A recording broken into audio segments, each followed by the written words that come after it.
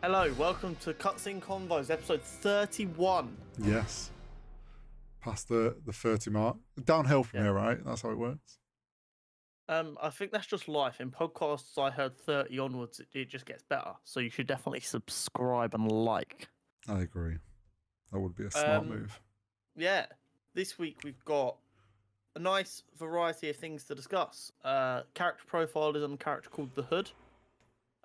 We got She-Hulk episode 2 review. Yes. IronHeart leaks. Lord of the Rings, Rings of Power final trailer. Spiderman No Way Home extended cut.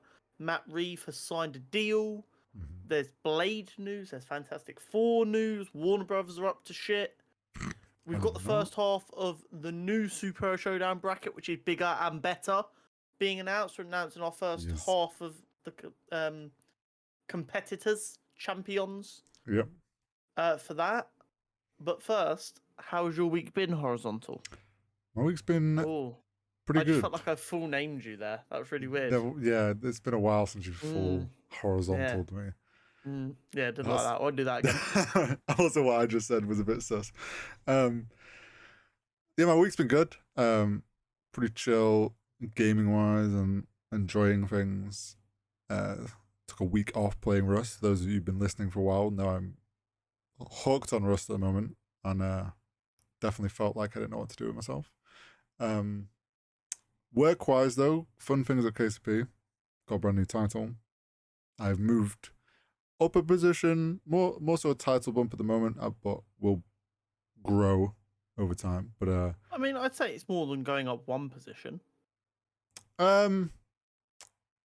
It is on the outside of things, but in a way, I've kind of been doing this for a while, so it doesn't feel like I've been doing design stuff for a while now. That I'm basically was like a junior level designer for us, but yeah, it's basically just stepping into a senior position. Yeah, externally going from junior designer to creative director.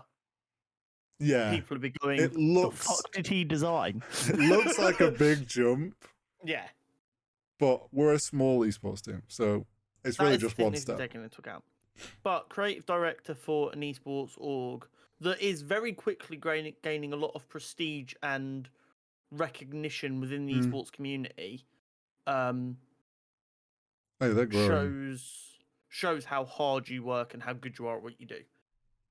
Yeah, and obviously like earn the opportunity and stuff, and it's gonna be a fun challenge for me because I haven't really I've never had to manage a team or anything, so it's like that step up for a designer, which is like the next step up from just designing stuff.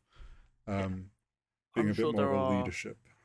Yeah, I'm sure there are tons of fantastic designers that never get above senior designer because they don't have that interpersonal management skills that are needed at them higher levels.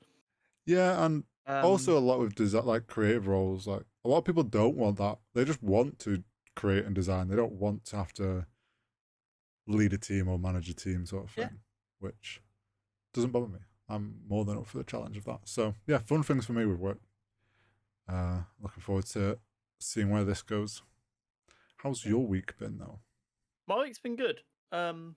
Work's been a weird level of busy where you don't feel like you're drowning, but you don't like wonder where the next bit of work is. Yeah, consistent. You get to kind of sit. Yeah, it feels like I'm on a production line at the minute. It's the best way to do it. You do the thing, it moves on. The next thing's there, ready to go. Yep. But it's not like the speed's up or the speed's down. It's just the nice, comfortable speed. But it feels like I'm gonna turn up to work Monday morning and either it's going to be going slow as anything because it's all dropped off, or it's going to be going at 1,000,000 miles an hour, and I just don't know which way it's going to go yet. And it might not do either. It might just be my brain going, ooh, too calm, chaos. There's no chaos in the workplace. What is this? Yeah, exactly. But on a content creation point of view, we've had, me personally on my YouTube channel and on this channel, we've had like a really good 7 days. But I kind of lost it because of how ridiculous this time last week was on my YouTube channel. But I think we might have had a record-setting 7 days on this channel. Yeah, we had a really good week across the like full length episode segments and shorts all have been doing well. And it's like, it's not just happened out of nowhere. We've seen steady growth in the longer format content over the last like 3 or 4 weeks. But I think this is the first one of them where every single segment seems to have done really well. Do you know what I think? I read a thing relating to YouTube shorts and stuff, which was longer form content is now getting recommended after your shorts. Okay, so rather than just recommending shorts. So we're now gonna see the reward of me spamming somewhere between 6 and 9 shorts on everyone's feed every day for the last 2 months. Hopefully, yeah, and hopefully, that explains it. It makes it more viable now for like what we've already been doing. But a lot of channels, some people, when shorts first came out, were like, "Oh, shorts needs to be on a separate channel. Can't put with long form." Then like people have tried all sorts of things. It kind of means like it's a good idea to mix content types now. So yeah, hopefully this growth keeps going. Yeah, and hopefully that means that the hard work we were putting in with the shorts will now allow people to see the hard work we're putting in with the longer format stuff. Exactly. Because I mean, we do work hard on it. We spend a week coming up with what we're going to talk about. We try and keep it as relevant as possible. And then Hori goes through, he breaks it down into segments, he comes up with the titles, he comes up with the thumbnails, and it means like on a full week you guys are getting 10 uploads a day from this channel, 9 of which are shorts, and then one bit that will be between like 5 minutes for a smaller segment to a full length hour and a half episode. And I think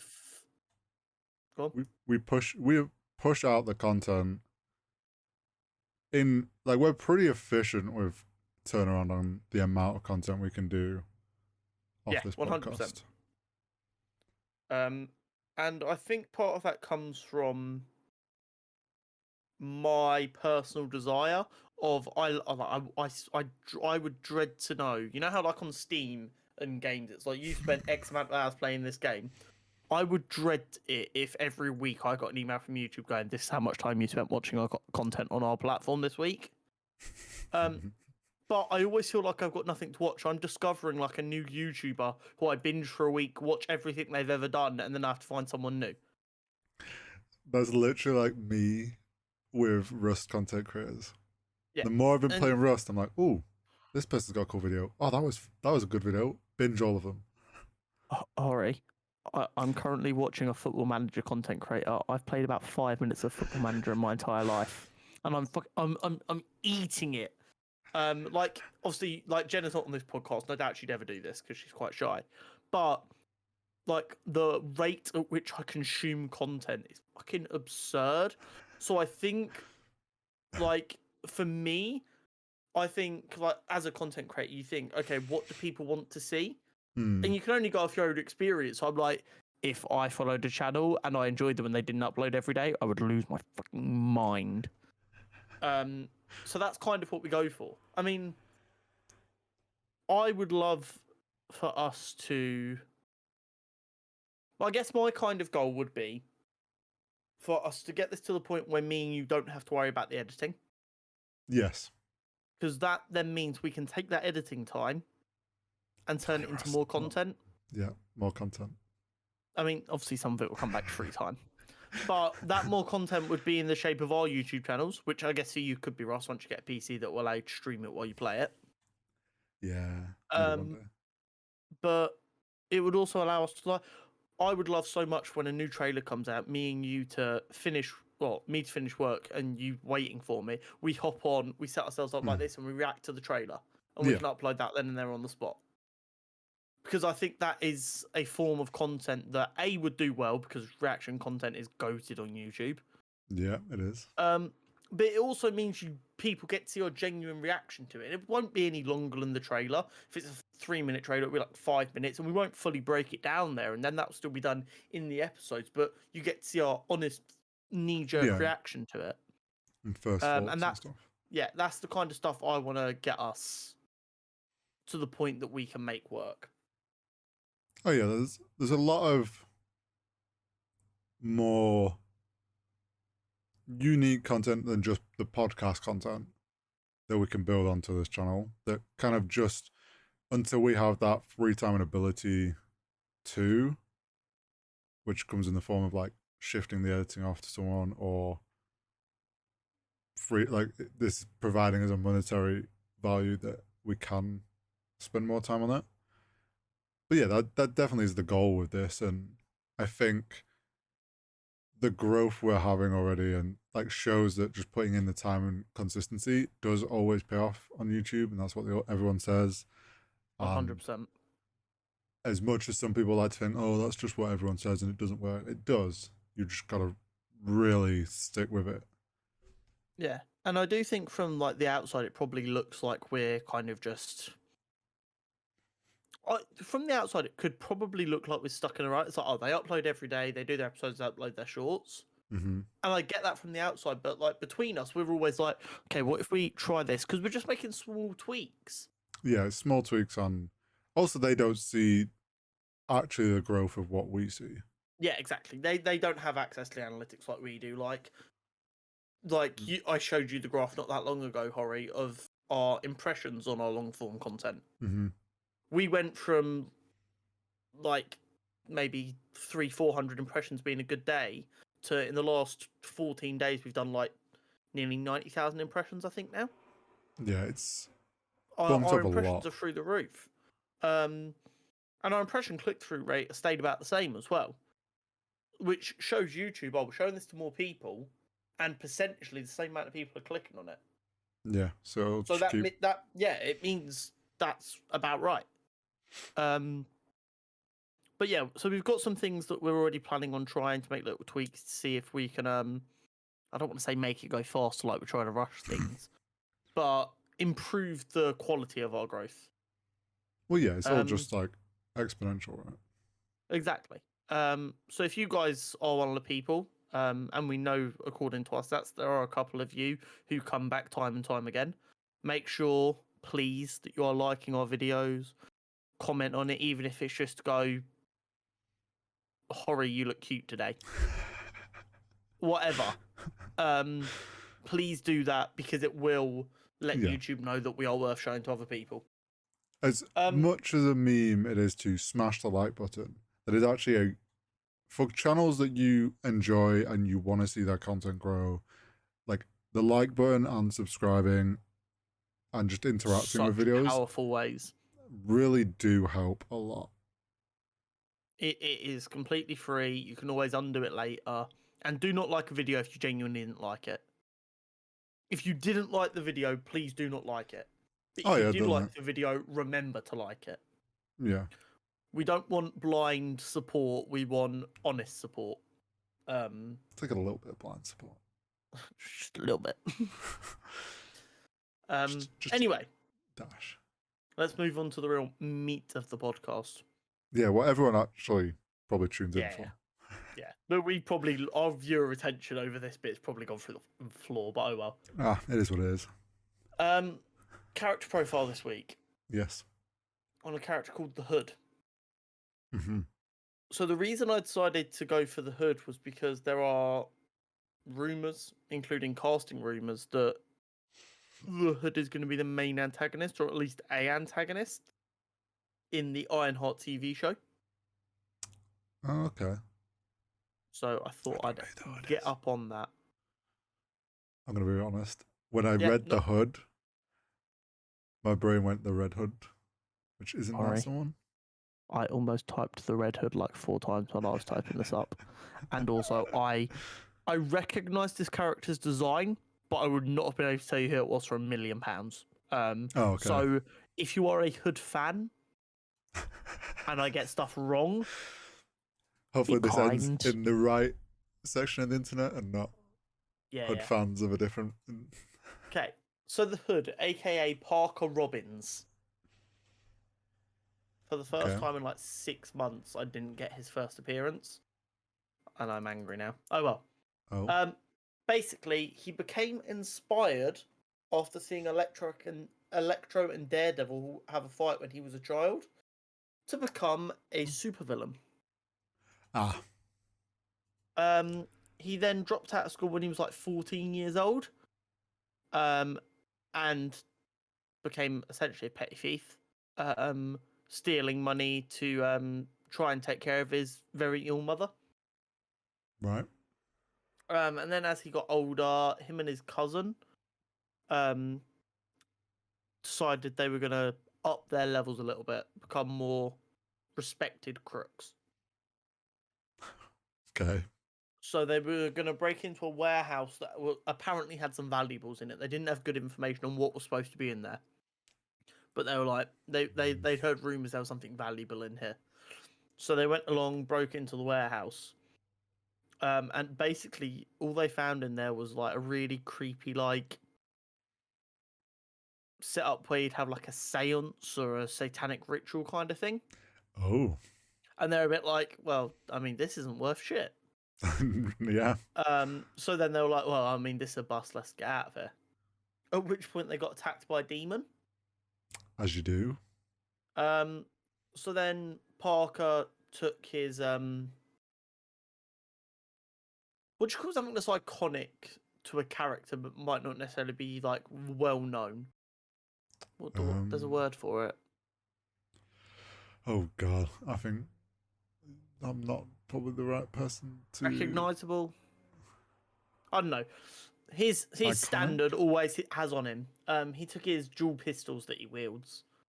And he killed the demon, or at least so he thought. I was gonna say pistols ain't killing no demon. Yeah. And then he was like, well, I mean, we didn't get anything out of it. We've killed a fucking demon, but obviously this is like Earth 616, so demons aren't actually that weird. But he decided he would steal the cloak from the demon and the boots, because maybe they're worth something. Things that never lead to a good thing. Yeah. Then, because of the reported gunshots, the police turned up. Of course. And during his escape, he found out that the boots allowed him to kind of run on air, I guess is the best way to describe it. And then, although I can't really see anywhere what it does, apparently the cloak is imbued with power as well. But I don't know if it's just kind of a generic, it makes you faster, stronger, more durable kind of thing. Got you. Probably. But what he didn't know was, although he knew they gave him power, he didn't know that the power had come from Dormammu. Good old. I mean, it was a demon. Mm-hmm. It makes sense. Yeah, it does. It does. But with his newfound powers, he decided it was time to go for a proper bit of criminaling. So he got some information on a shipment of diamonds. Ooh. That had been bought by a unnamed crime boss. I assume that's because they didn't want there to be any history between him and another crime boss. Yeah, okay. Without it being worth it. And basically this person had hired Shocker, Jack-O-Lantern, and the Constrictor. 3 New York-based supervillains. Yeah. Or villains, I'm not sure how super they are. To basically protect the diamonds, and he managed to get the best of the 3 of them. But shit went a bit wrong when he accidentally killed a police officer. Ooh.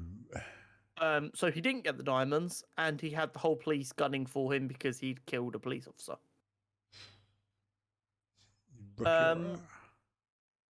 He did eventually manage to get away with it when he tricked the police into killing someone who he made them believe was him, if that makes sense. Okay. Yeah, that makes sense. They knew they needed that the Hood had killed their partners, their friend. They got them to kill someone else who he convinced them was the Hood. Yeah, he said exactly fake setup. And then kind of since then, it seems like he just slowly, when there was a little bit of a power vacuum, took control over that area and grew to quite an intelligent and powerful crime boss of New York, keeping his identity hidden, not taking big risks with superheroes. Yeah. Very much kind of Fisk-esque, but without the public side to him. Got you. So whereas Fisk kept himself protected by having a really good public image, the Hood kept himself protected by being smart and when shit went wrong, knowing to cut it. Yeah, keeping hidden. Exactly.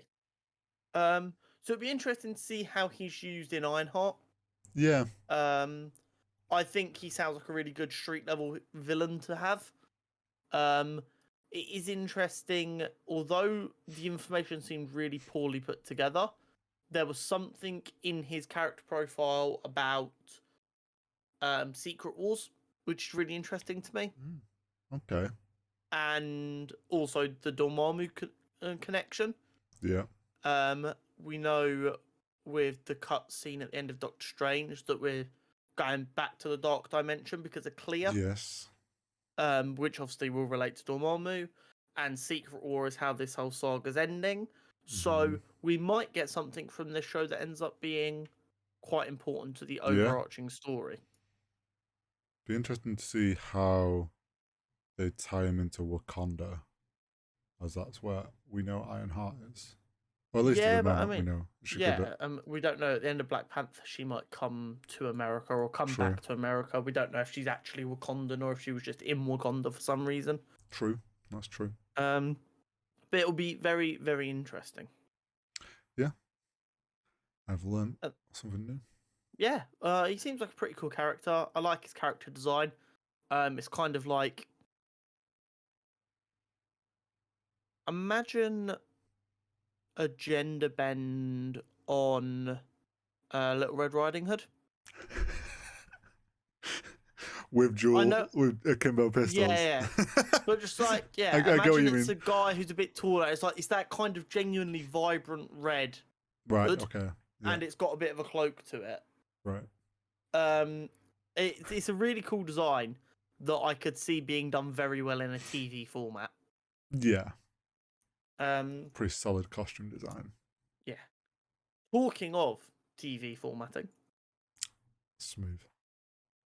Thank you very much. She-Hulk episode 2 out today. Yes. Yesterday for you guys listening now. So good. So good. I really enjoyed it. Oh, so did I. I loved it. But we have something to address first. Oh. There was a comment on one of the shorts today. Oh god, here we go. Who's getting bodied? Bearing in mind, last week we spoke for 30 minutes about She-Hulk. Yeah. That then got cut up into 31-minute segments for the shorts. Yeah. This person commented underneath a short. What part? Part 14. Good halfway through. Actually, one sec. I don't want to butcher what you said here because it really irked me. So let me Oh, someone's got. You've made a mistake, buddy. He didn't say anything like abhorrent. It was just unnecessary. So let me go find it here. Okay, he said, "But did you love She-Hulk and that high quality CGI? I get you loved Bruce and Tony, but it wasn't about them. Brother, you have watched 1 minute of 30. And you have clearly watched one of the minutes where we discussed about Bruce and Tony in the bar and stuff. We spent a lot of that episode talking about Jen and how good she was and all of this. We discussed everything encapsulating the show. Yes, Jen is the main character, but the whole point of the Marvel Cinematic Universe is the connectivity of it. So, talking about Bruce, who was a character in that episode, and Tony, who was mentioned by name, and their relationship discussed, makes sense. We would not be doing, and I don't really call this a job because we do it as a hobby, although we take it seriously. We wouldn't be doing our job in what we're trying to do here if we didn't discuss that. Well, do you know what you should have done? Or you still could do? You should just reply. I did respond to the comment. Do you know what I would have done then? Because I'm sure you probably didn't. But I would have just responded with a link to the full segment.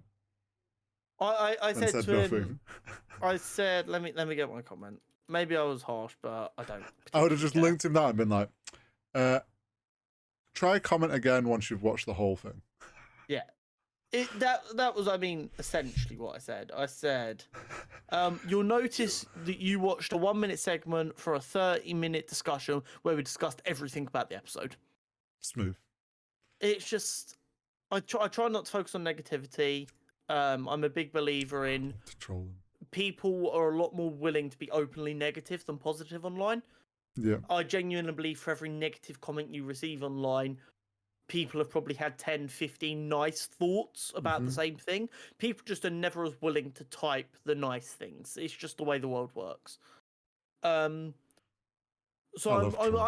I think, although I am quite a sensitive, is probably the right word, person, I am pretty good at not letting the negative stuff affect me.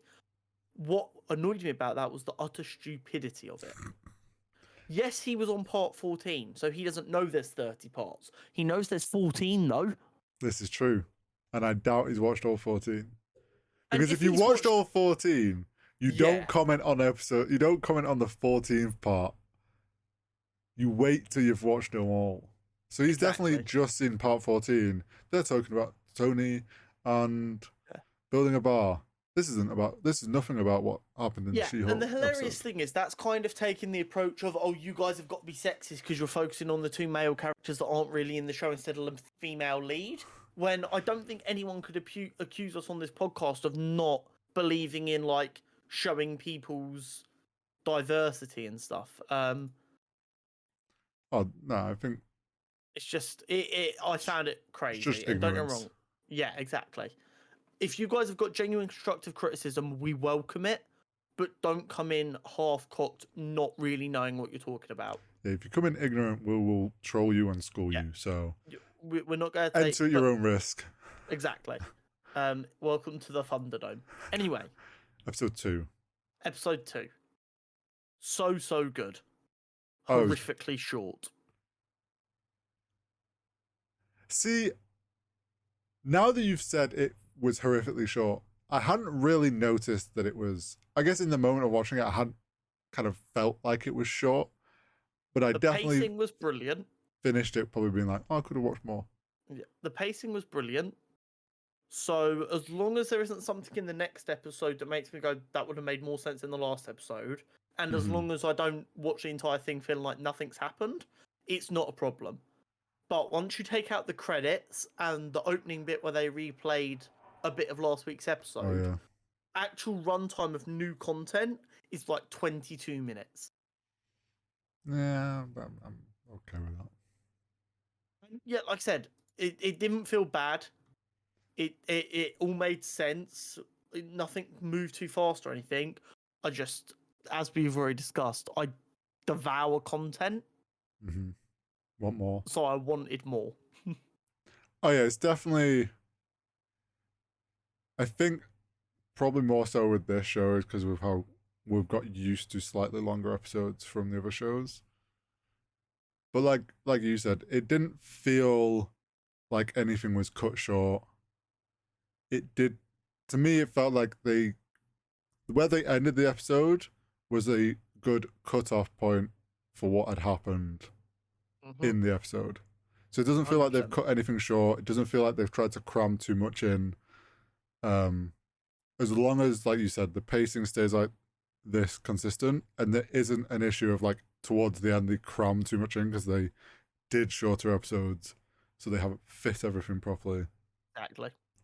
But we have more episodes, so hopefully it kind of balances and it's all okay. But yeah, I thought this episode was great. The little flashback at the beginning was like, it was unnecessary. Yeah, I get why they do it. It's unnecessary. I don't know if it's just a one-off for this one because it was the first episode last week and just like as long as they don't keep doing that, or if they're gonna do that, do the like usual recaps that you can usually skip. Yes, that's what I was gonna say. If they want to do that, that's fine, but give me the option to fucking skip it. Yeah, instead of me on my phone on my lunch break pressing 10 seconds forward to see if I'm at new stuff yet.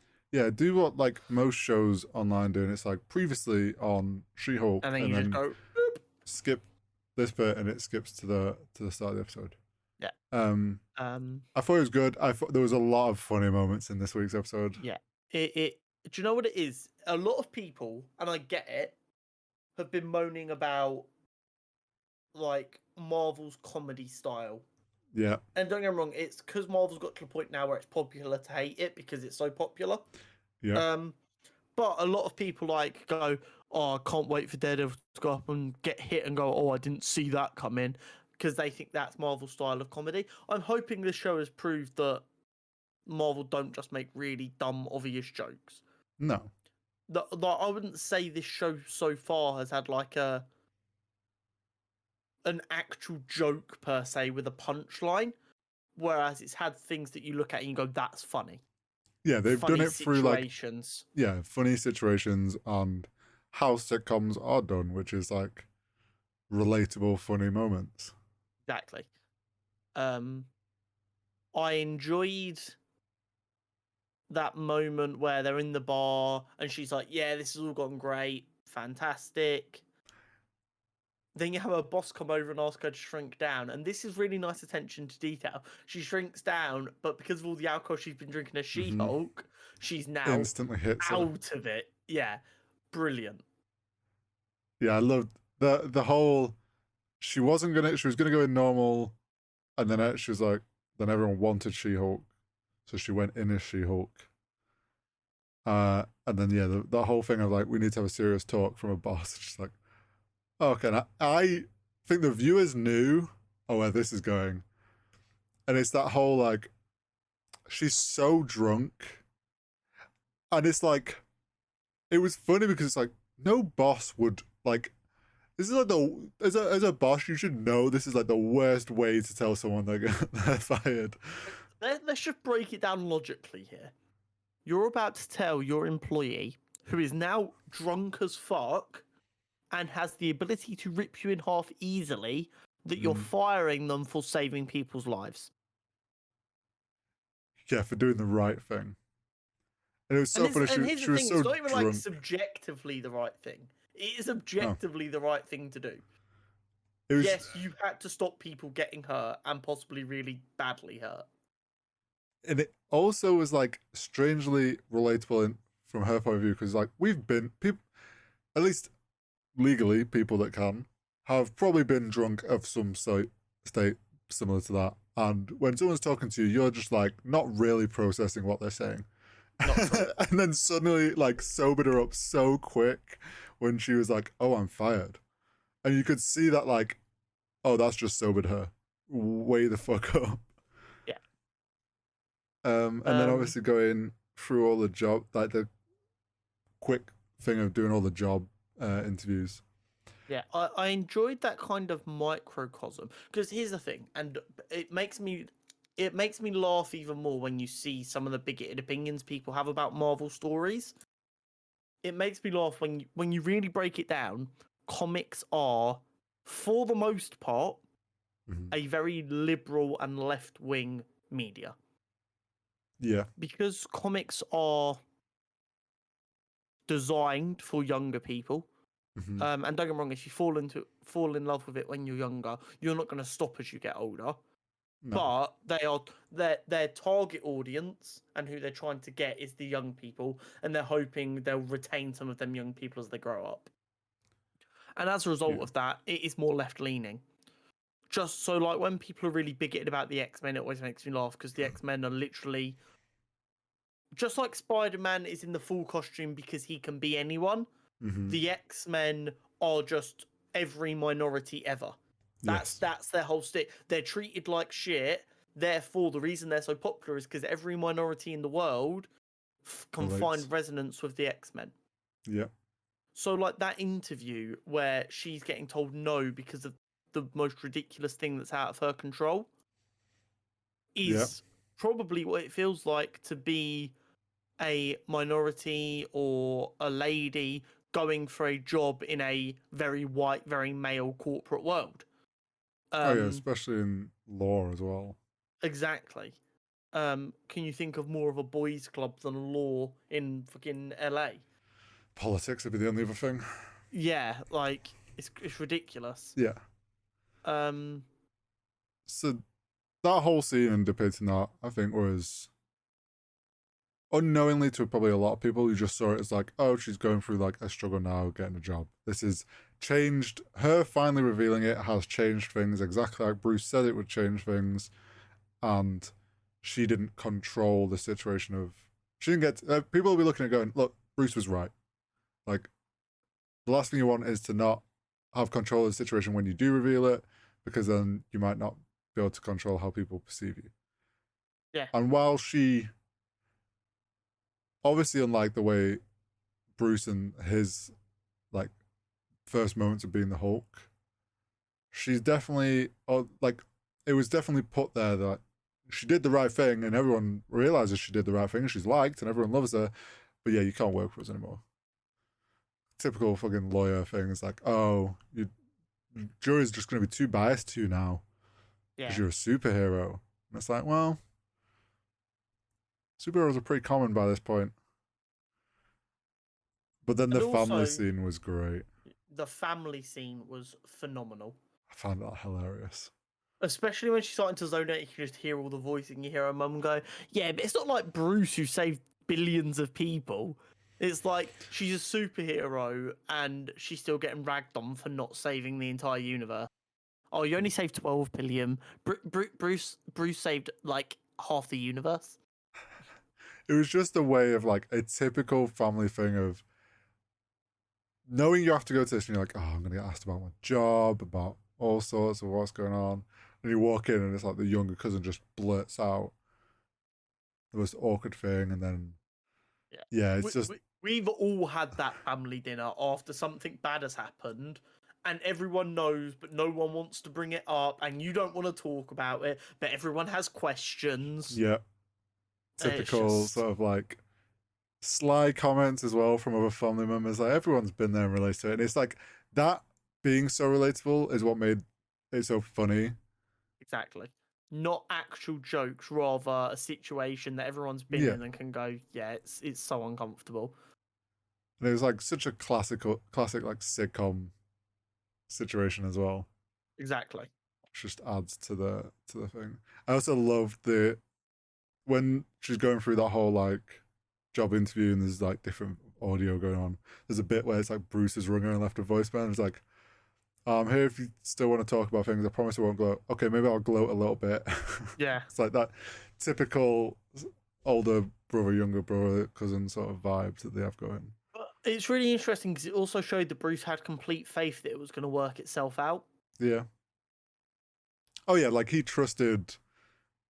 It showed that at the end of the day, like he wanted to glow a bit, but he knew things would be fine. Yeah. And then we also got obviously the phone call a little bit later after she got her job. Yes. So she got her job. She found out that actually they wanted She-Hulk, not her. Yeah. She found out that her first client was going to be Emil Blonsky or the Abomination. And if she didn't say yes, she didn't have a job. Yeah, what did you think of their meeting?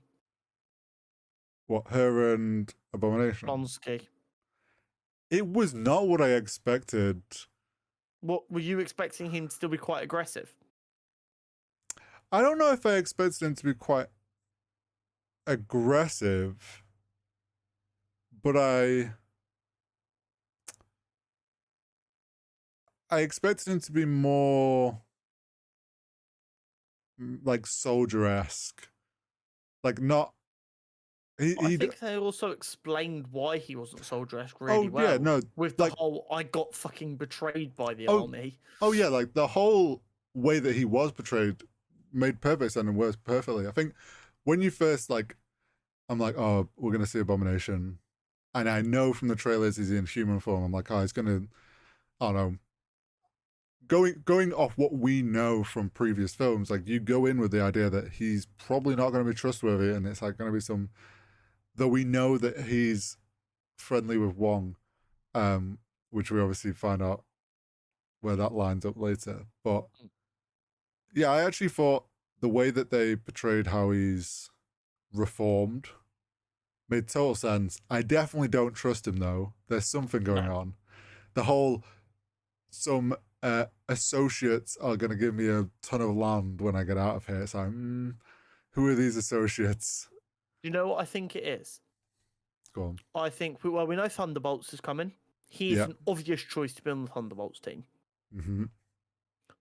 I think he's been approached about the Thunderbolts and doesn't want to do it because it's working for the government again. Yeah. So he's gone, fuck it, I need to try and get out of here.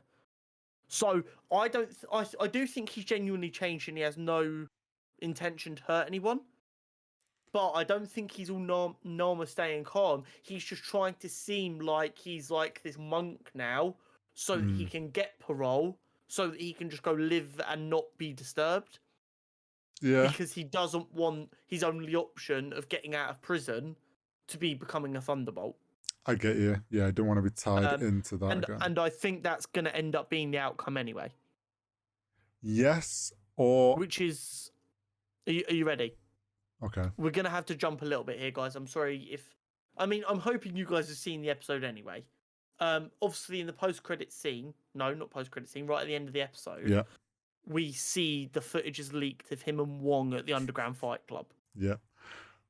Now, we know from Shang-Chi that, yes, they were fighting there, but they went back together. Yeah. And we saw his prison cell in the background. Yeah. I am convinced that was the Thunderbolts letting him out and going, oh, it's fine, don't worry.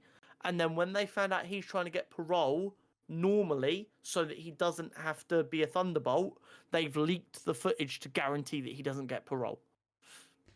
Possibly. So I was thinking, because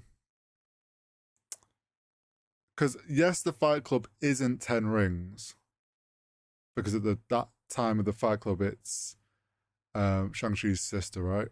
Yeah. I wonder if there's obviously, I wonder if the whole like land that he was promised and stuff was through that. Oh, maybe. And like, because she obviously had a lot of sway with the Fight Club, and now we know she's going to be running the 10 rings because of the end of Shang-Chi.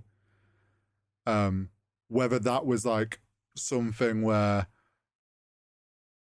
Wong obviously made some deal there to be like, and was the one, oh yeah, I'll go get Abomination for a fight sort of thing. And there's like some deals been made there. But you bringing up Thunderbolts, because I hadn't, like, that was my thought while watching it, but you bringing up Thunderbolts is also a pretty solid reason, I think, as well, as to like why the footage suddenly got leaked or came out. But also that footage in general, I think would probably circulate pretty, because it was like all youngsters at the Fight Club watching. So this is my next thing. We don't know how old that footage is, if that makes sense. So we don't know if straight after their meeting, like that night, he's gone out to the Fight Club, or if this happened 6 months ago and the footage has only just surfaced.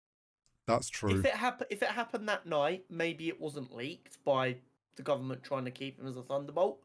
If it happened more than a month ago, then yeah, I agree. It has to be then, because like you said, there's no way it wouldn't go viral instantly. No, yeah. Look how quickly Shang's fight went viral. Yeah, exactly. Which is, the way it was kind of explained, but obviously like we don't know the full details, and that's the point. It definitely felt like it was a kind of timeline on how long ago Shang-Chi was, we'll have a better idea. I think this now explains, though, I think it has just happened because I think her office that she has now at the law firm is obviously the office that we saw in the trailer of Wong entering. Yeah.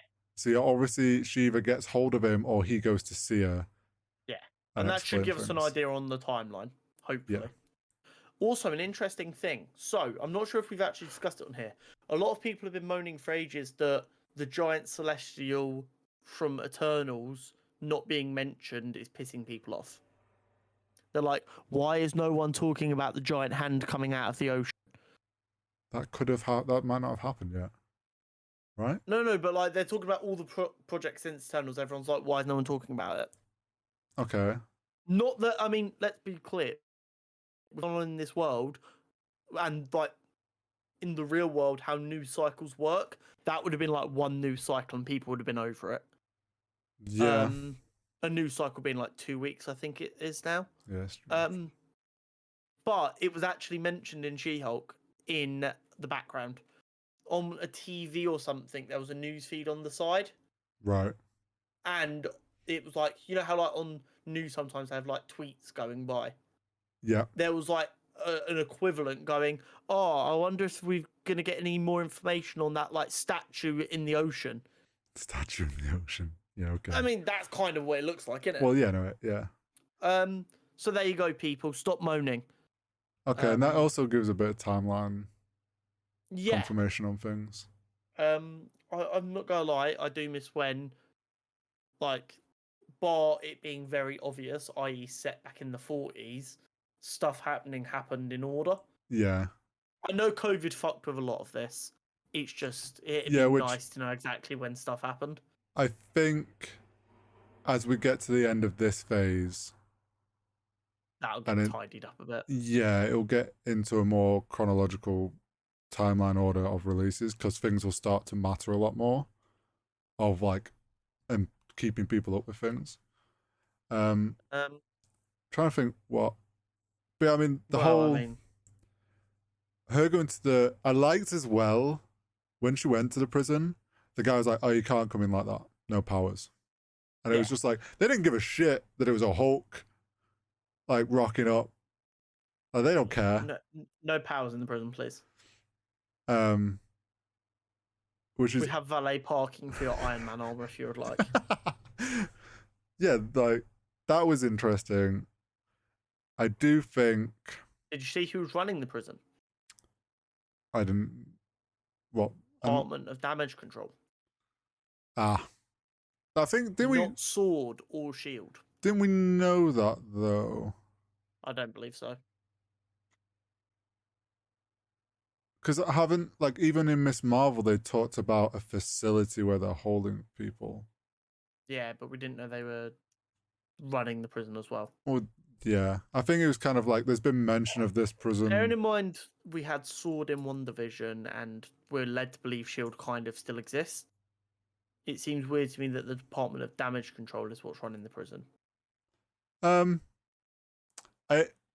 In a way, to me, Damage Control's entire thing is just supposed to be like cleaning up and fixing cities after superhero fights. That's like their entire thing. Yeah, but they probably don't want like Sword and Shield being like, oh, we'll use this person actually. But it's just interesting to me. But I think that was fairly pretty much like how the episode went, right? So yeah. Also like the fact that when she talked to Bruce, because we briefly mentioned this.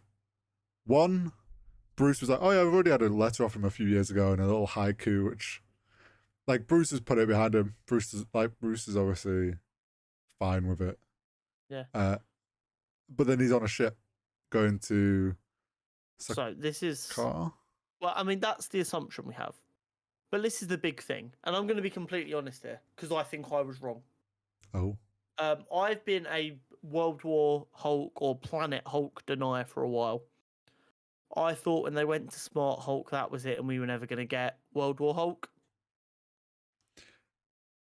Oh. The Sicarian spaceship causing Jen to get her powers, and now him in said spaceship going out to what we can only assume is Sakaar. Mm-hmm. And with the increasingly growing rumours that Hulk's film rights are defaulting back to Marvel and they're going to have sole ownership again. Yeah. I think we're going to get a World War Hulk, a Planet Hulk film. Oh, see, and if at D23 they announce a World War Hulk film, the internet is going to fucking implode. I'd always kind of gone off the understanding that Planet Hulk was kind of just played into Ragnarok. Kind of. And that was kind of their way of getting around it, which is why when we got Smart Hulk, I was like, okay, we're definitely not going to get that anymore. Because they've kind of already done a loose bit of it. Yeah. And now that he's smart, the ship has kind of sailed for that. But maybe not. It would be crazy to see. It would be crazy to see. I think they could pull it off. But boy oh boy, would it have to be rated R for it to be worth it? Yeah, they'd have to go like full Hulk unleashed. Give us the Hulk that the angrier is, the bigger, like you physically see him get bigger as he gets angrier, just pure unbridled fucking rage. They'd have to, something story wise would have to like break him to put him back into that state, I think. Yeah, but I mean they can make it work. Yeah, I also liked how when he was on the ship, it was like they just took the lab, like a section of his lab, and it was just inside the ship. But him not being around makes things a little bit interesting because it means it does. We're probably not gonna see him. We might not even hear from him again in this season of She-Hulk. That's very possible. And then I think the only other thing we haven't mentioned from this week's episode is the post-credit scene. Oh, it's brilliant. It was so good. I was cracking up at the end of it. I was like, oh yeah, the post-credit scene. There is one.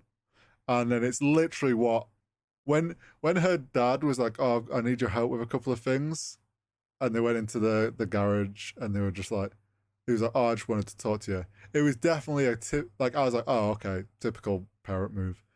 But also, post-credit scene is like even more typical parent scene. Move. You do that, and then yeah, by the way, I still do need some help with some stuff. It was the cousin when she put the TV on the wall with like a bowl of or cake or whatever it was. She's going, oh, I could have done that. Well, that and then the whole is. She's like, Dad, I'm glad you're staying hydrated, but is this not a bit excessive? And it's like 6 water cooler bottles. It's like, I mean, yeah, she's not wrong. But you would though. Like if I was a Hulk, like my dad would be, yeah, can you just do this? Can you lift this? Can you put this up? Can you carry this?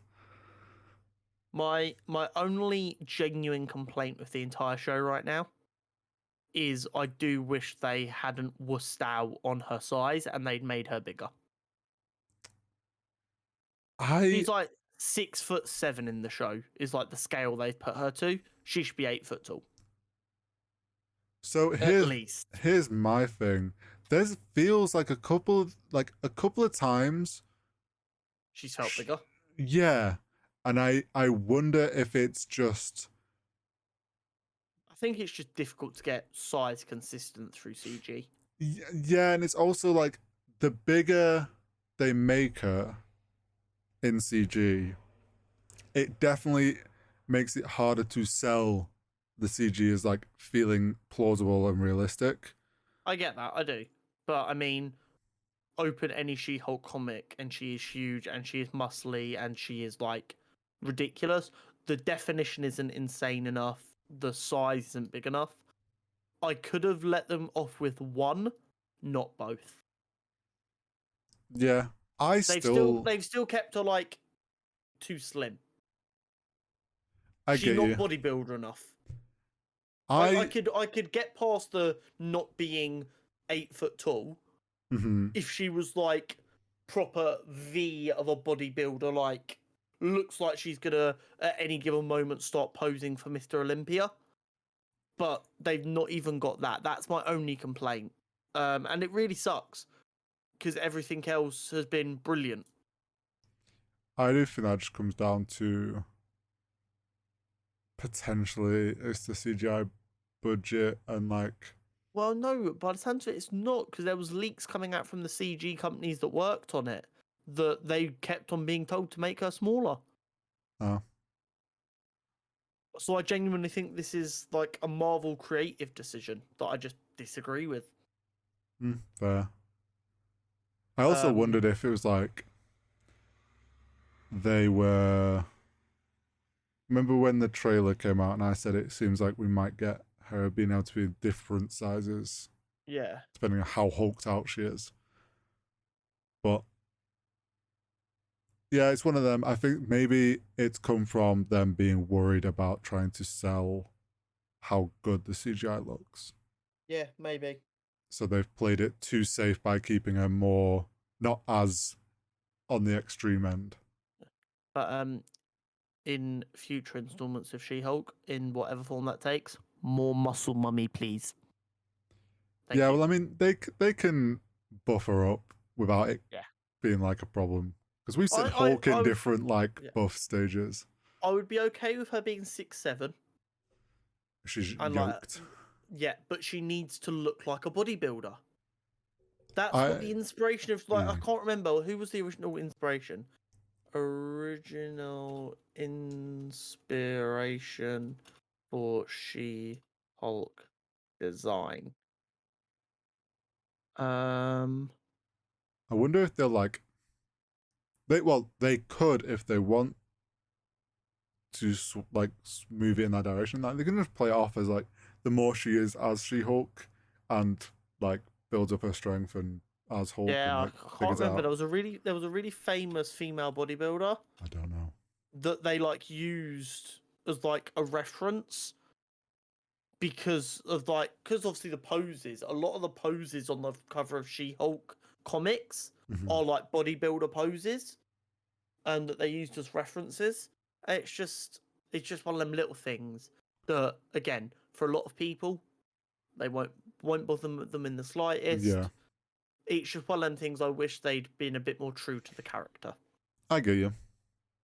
There's chance for them to save that. We got a bit more information on our debates about Ironheart in Wakanda Forever. We did. You thought we would only get shitty Gen 1 armor. Yeah, but potentially teased slimline at the end of it, sort of thing. I thought we would probably, or almost certainly, get the slimline leaked at the very end, but she might have it for the final fight. Yeah. Based on the leaks, and one sec before we get into this, shout out toy companies for always leaking. I was gonna say it's always the toys. Lego are the worst for it. They're like, yeah, I got Lego sets to sell, bruh. Oh, you haven't announced this yet? Don't care. It's funny because it's it has to be that toy companies in their contracts always make sure they have the right to announce their upcoming toys when they want. And Marvel's just you know what, sure. And now I feel at this point, Marvel's just we're down with this because it's a way of early leak and it's more talking. Yeah, here's the thing. It's the toy company will have 90 days before the release or whatever, they can start sending out the toys. Mm-hmm. And then there will be some shops that probably aren't supposed to yet, but they put them out early to try and sell some early, which they're not supposed to do. And because of that, they're then on shelves earlier than anyone expects them to be, and someone takes a picture and it goes viral on Twitter. Well, it's also a lot of this stuff nowadays is online shopping. So it's someone puts a picture up on a website too soon about upcoming releases, because websites love to have coming soon. There's just so many points of failure where it can get leaked early in the chain for a toy. Yeah, and it's Marvel's not going to waste money suing these, because then they're not going to want to deal with them anymore. They don't care. It doesn't ruin anything. Everyone just goes, oh, look what the suit's going to look like. Okay, cool, more hype for our film. Yeah, for exactly. Free, pog. In fact, it's not even for free. We're making money from it. So... But it looks really fucking cool. The suit looks sick, which... I still am unsure if that's going to be just the suit we see at the end, but I feel if we're making a toy off it though, surely it's got to be in the film more than just a post-credit scene. Yeah, I don't know. We need to do a deep dive into Marvel toys to see how many toys have been released for a film that really don't make a lot of sense based on how much screen time they get. Yeah. Because if there's none, then it's going to be a big part. If there's loads of toys, where it's I suppose though, it's they wore that for one scene, then you're kind of okay, maybe. Look at Iron Man. Who more people would buy an Iron Man Mark II suit than the Mark 1 janky one? Exactly. So it's probably the same situation, right? She might literally wear it for 5 minutes right at the very end when she says, "I'm going back to America." Flies off into the sun. And that's it. But regardless, it looks really cool. I'm very excited. More Ironheart and Riri Williams, please. And thank you. I can't wait for Black Panther. It's going to be so good. Yeah, I'm really, really excited. But Next. before we even get to Black Panther, There's plenty. There's lots going on. Yeah, we've got a very news-heavy week. We've got the rest of She-Hulk. Then in Yes. September we've got Andor. Although I'm a very bad host, I haven't watched the trailer that came out today for that yet. But yesterday, 2 days ago for you guys, Yeah. we got the final trailer for Lord of the Rings: Ring of Power. Yes. I've already said I'm not very adept in the Lord of the Rings lore. I watched the original films, and that is literally it. And it's been probably about 10 years since I watched any of them. So if I get shit wrong, deal with it. What I will say is the show looks very interesting. It kind of, I mean, tell me if I'm wrong, Hori. It looked like we kind of got to see like the heads of like the different races, like the elves and the dwarves and the humans. It looked like all of them having internal problems. Yeah, so like you can tell there's the brink of something rising up. Well, this is the whole. It's set when they made the original 12 rings. Was it for 12 rings and then one to rule them all? Mm-hmm. So yeah, we are going to see all the races. I think what's going to lead up to those rings being created as a way to, if I remember correctly, they were made as a way to share power across and unite like all the races into like a kind of connected European Union sort of, yeah. And then they obviously then decided we'll make one extra to rule them all that's more powerful than all the rest. Obviously we all know how that went. So yeah, there's going to be a lot of conflicts between races and their political like conflicts of what should be done to deal with issues and who's willing to be involved and who's not. And we're going to see that from the dwarves, elves, men, the hobbits. I think a lot of hobbits like move into the Shire during the show, don't they? Yeah, so this is them. As far as I'm aware, this is when they settle in the Shire. So they're like pretty new and built, like settling and setting up. Which would be really cool to see the early days of the Shire. Yeah, and like get some more insight into like just generally how the hobbits are as a race and how they stand in political things going on. Yeah. I read like a really like I think it was Tumblr. And Tumblr always has really interesting to think about on it. They were like, imagine how terrifying a hobbit must be in Middle-earth. Because they keep to themselves, and the only real stories that anyone's heard of them is them killing foes that everyone else is terrified of. But they're just these really friendly, tiny little things.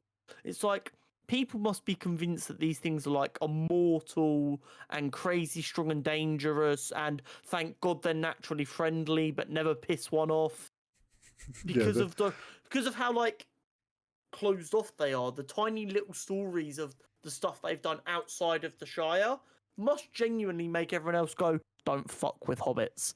Literally, it's like people far away from the Shire are like, God, these like the only stories they hear are of hobbits that went on adventures and did wild stuff. Yeah. Anyone local or nearby enough that knows of the Shire has dealt with them. What, you mean like them really friendly drunk people down the road? Yeah, they just eat and party all the time. What are you on about? Like, they don't go on adventures. They don't even leave the Shire. And everyone's like, no, I heard one killed a dragon.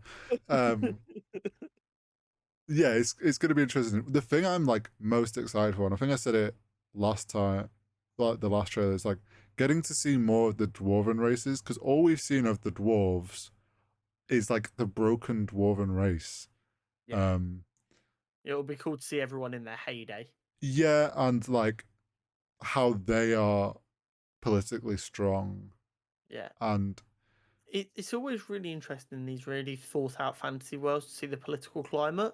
Because like that was my thing I loved most about Star Wars Clone Wars TV show. Yeah, obviously they're characters I love and it's all really interesting.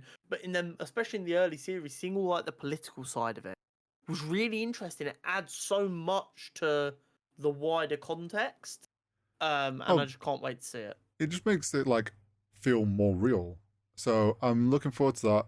Visually, we've said this before, it looks amazing. For the people who commented on our shorts and about, but they've broken law. We saw one scene where the princess dwarf woman, who everyone complained about having no beard, is talking to one of the other dwarves, and it's like, we still have she's the only female dwarf we've seen. Like, people that are getting pissed about she has no beard, at the end of the day, one, they could explain a reason why. Maybe she's doesn't actually live with the dwarves and she lives in a city of men, so she tries to fit in more. Two, she could be one of the only dwarves that chooses to shave. Like, they could give us a fucking ton of female dwarves that haven't shaved, and people are getting pissed because it's all they've seen. But also, we are Star Wars and comic book fans here.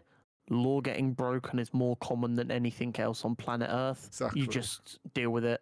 I'm a comic book fan, and retcon is like the most common thing you deal with. It's not even like a huge law break. The only other huge, like, big law break that people kind of complained about is Thorin, who's one of the Dwarven kings, was known as Thorin the Undying because his sons always looked identical to him, and there was only ever one Thorin in power at a time. So it kind of became like, he was kind of jokingly became known as Thorin the Undying because everyone's like, oh, well, he just reincarnates every time. It's the same guy. They're having a Thorin and he's got a son in the show. And my only thought is, because of this time period that they're trying to span with the show, they're obviously condensing certain things, so they're making him have a son. Like, it's not the end of the world. Just because he has a son doesn't mean that the subjects know about the son. Yeah, and it's like, there's a lot, like, people are judging this show a lot before we've even really got anything about, like, it's gonna be so expansive that, like, it's hard to judge anything yet. But I'm looking forward to it. It's gonna be great. I cannot wait. I'm also, while we're on topic of like fantasy shows, I know you don't watch you haven't watched Game of Thrones, and I know you're not interested in House of the Dragons. And I'm not going to deep dive into it, but episode 1 came out on Monday, and I thought it was great. For people that loved Game of Thrones and the universe of Game of Thrones, you'll love this. It's great to be back in the world of Game of Thrones. One of my try not to hate friends that I played cricket with worked on that show. That's pretty cool. Yeah, I know lots of cool people. The artist in me is very excited for it because we've been confirmed that we're going to get 10 CGI dragons across the show. That's so oddly specific. They made a point of like, there's going to be 10 CGI dragons in this show because we obviously only got 3. Oh, no, don't get me wrong, it makes sense, and doing a dragon in CGI is obviously a big undertaking. It just feels really weird. Like, I've got this idea, someone at like a San Diego Comic-Con type thing doing their announcement, and they're like, and there will be 10 CGI dragons. It just makes me laugh. It's like such a random fact, but it's going to be cool. It's the one thing I will say is for people that as we do with all our shows we watch on here, end up going and looking up more information about what's going on and what's happening, and to work things out and understand. I've had to go and figure out where the hell this fits in the timeline of Family Tree and what people are in Game of Thrones. It's really far in the past, isn't it? So it's set 172 years before Game of Thrones. But the problem is, as with all medieval things, people like to pass on their names to their kids.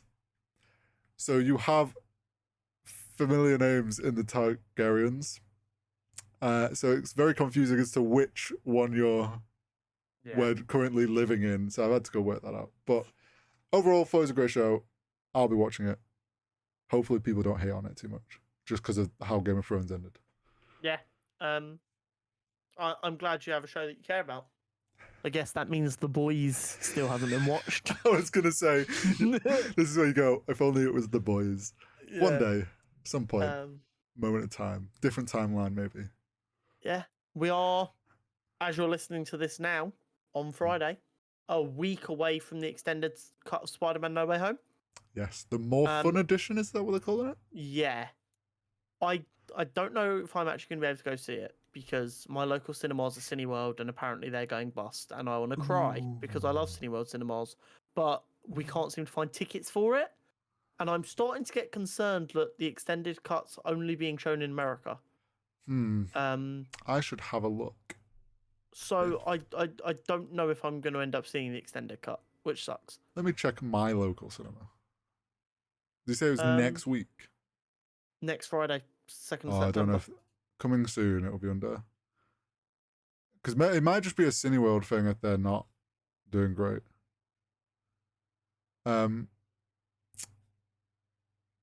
There is a Spider-Man No Way Home apparently coming soon on the 2nd of September.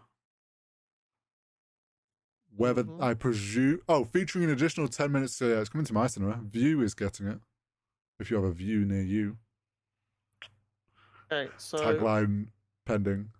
I've just searched it, and there are 2 cinemas showing up for me that are near me that are showing it.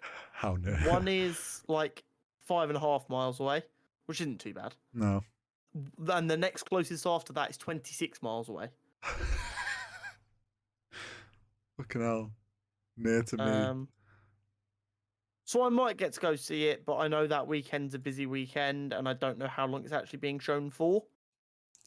Yeah, we'll see if I get to go. So we may go see it, we may not. I mean, it's not the end of the world. Yeah. There's not going to be anything here that changes everything. Otherwise, it would have been in the original cut. Yeah, it's just, as far as we know, it's just 10 minutes of extra scenes with all 3 Spider-Man. And don't get me wrong, like 10 minutes is a lot in a film. Yeah. When you bear in mind a character like Draco Malfoy across all of like the 22 hours of Harry Potter films only had like 30 minutes of screen time, you can do a lot in 10 minutes. But this is true. It's not going to change the Marvel Universe. Also, love that Harry Potter fact from you. Like, Anthony Hopkins, Silence of the Lamb, won an Oscar. How many minutes of screen time did he have? Any guesses? 10. I'm Googling it now. Hopkins' performance as Hannibal Lecter is known as one of the greatest performances in cinematic history. But did you know that he won the Best Actor accolade for a mere 16 minutes of screen time? My man won an Oscar for 16 minutes of screen time. 10 minutes can do a lot. Pretty impressive. 10 minutes can do a lot. And I think I'll add some fun scenes and fun parts. I'll try and probably go watch it. If you can't, at least then it's for the both of us. Darth Vader in episode 4 had 11 minutes and 30 of screen time. One of the greatest villains of all time. This is true. In his first Very appearance, impactful. only had 11 minutes 30 seconds of screen time. So 10 minutes is a lot. Strong impact in that first film as well. Yeah. Yoda, one of everyone's favourite characters in the original trilogy, across the 2 films he was in, only had 17 minutes of screen time. It's crazy. It's crazy. If you ever get bored, look at people's screen times in films, and then you realise 10 extra minutes in a film can add a lot. Oh yeah, it can. We also potentially have got the first indication of what Warner Brothers and DC are planning going forward. Yes. So I'm not fully sure I understand what this kind of deal is because I'm not in that world at all. But Matt Reeves has signed an overall first look deal. So all I can assume that means is we're going to give you enough money so that you can afford to go and work on a script that we will then look at and we have first refusal on. So is that kind of what that means? From the articles I kind of briefly read, my understanding is there's 2 things that he's like signed and going on with Matt Reeves. One is this deal. 2, the other one is he's apparently currently writing the script for Batman 2. Yeah. But this deal, my understanding from what I read was essentially he will have kind of creative freedom to overlook and in a way present, I think, as well, even like, or if someone brings something to the like table, another project. other projects under Okay, so if he DC wanted to Warner do like a Brothers. Green Lantern film, he could go, I want to do this, and they'd go, okay, cool. I think so. I'll like, even if it's not he directs it, he has say in the direction of it. Okay, cool. That makes sense. Okay, so yeah, this is an indication that maybe DC is starting to execute the early stages of the next iteration of the DCEU or whatever it will end up. Yeah, and something I know we met like back when Batman came out, and I was like, "Oh, just give Matt Reeves like the keys to everything. He knows what he's doing." And you obviously, I know you're more against giving one person the keys to everything. I think Kevin Feige is the exception, not the rule. I agree with that. I also do think though, Warner Brothers is so much in a mess with DC, with so many different projects all over the place. If they want anything that is similar in how the MCU has been built up, in having a plan that there is films that link together, you kind of do need someone overseeing, at least to get it off the ground. I think there is only one person I would trust to do that. Me. Send the contract to Warner Brothers, DC, whoever. I definitely don't think one person should direct them all, but I do think for them to get this idea of like having a plan, and if they want to build something like the MCU, they need to start with one person is in control of it, so that there's like a bit of a look, this is how it's starting, and then once it's going, you can allow people to branch out a bit more. So hopefully 100%. That's what Matt Reeves is being allowed to do. And or even if they're certain that he should be one of the guys at the top, and that's why they're trying to get him signed on. Yeah. Maybe their idea is to go for like a 2 or 3 man with the same vision, but they know he is going to be one of the guys, so they're going to work with him to find the other guy or the other 2 guys. Yeah. And I use guys as a gender neutral term. I mean anyone before people come at me. To go out and find the other 2 people that Matt can then work with to build this conceptual universe out with. Yeah, and I mean, everyone's quite, and the public and fans have quite vocally said how much they enjoyed his Batman film, which DC and Warner Bros. Obviously heard, and they're like, okay, the fans like what he does with things, let's give him more freedom to not just be within the Batman universe if he wants to like spread it out. So, Flash film when? I'm just gonna say it again. If DC are recasting the Flash, I know I'm a bit chubby at the minute. Give me the call. We'll make it work. You see these pictures all the time of behind the scenes of an actor reading like an individual issue of their character's comic because it's like a photo op. You'll catch a picture of me in a room doing sit-ups while reading the fucking Flash omnibus. Just like, must consume more content. It's like, Connor, that's a Wally comic. Doesn't matter. It's still the Flash. Like I said, I consume content like no one you've ever seen. And with the bit of ADHD and undiagnosed autism and all that stuff, if they said, Connor, we need you to be the Flash, you would see a hyper-focus like no one has ever hyper-focused before. Man would be in shape in record time. Yeah. It would legitimately been like I've been struck by lightning. And the best bit is I wouldn't have even done the Marvel diet of roids and more roids. But hopefully that's good news, and hopefully like this whole 10-year plan and this deal is maybe some correct direction for Warner Bros. Let's say hopeful. Not rag on them for once. Yeah, I think Matt Reeves being involved... I mean, I've got something to rag on him about in a minute here. But Matt Reeves being involved is a good sign, I hope. Yes. So, I mean, let's give him a chance. I have one request, though, from him. Please, Matt, no musicals in your world. Like, it's fine in Joker 2. Let's just see how Todd Phillips does in Joker 2 first. It might bang. It might, but I don't want to see Detective Batman. A DC musical universe could be what we need. I don't think it'll come from Matt Reeves. Probably we might not, need it, but I don't. It's the comic book universe we need, but not the one we want. Next On up, to some bad Marvel news, which I mean has not been common on this channel. I'm surprised we haven't been called Marvel Shields yet. Apparently there is an open world Blade game considering being made, and apparently Ubisoft are the front runners to make it. Don't let them fucking touch it.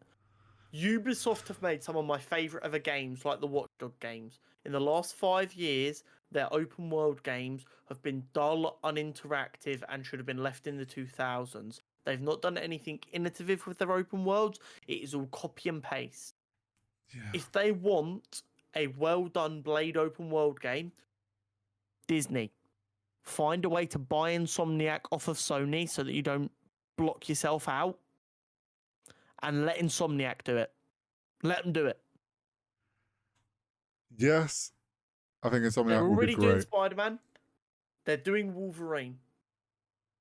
Buy Insomniac or strike up a deal with Sony and go, okay, instead of it being...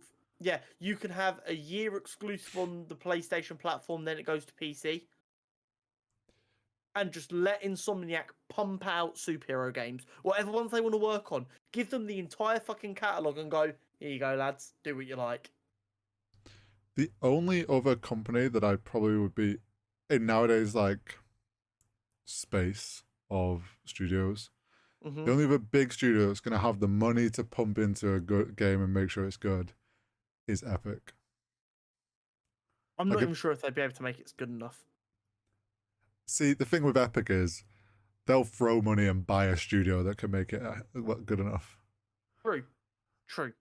Yeah, give Epic the contract and they'll go and buy Insomniac. And Epic has already dealt with Disney. So that's the only reason I suggest Epic is like there is already that relationship between Disney and Epic Games. But the only person worse than Ubisoft is EA. The problem we're having is, and I've moaned about this before, we have been giving shit Marvel games for about 10 years straight now. Yeah. They don't know how to do the games that people want.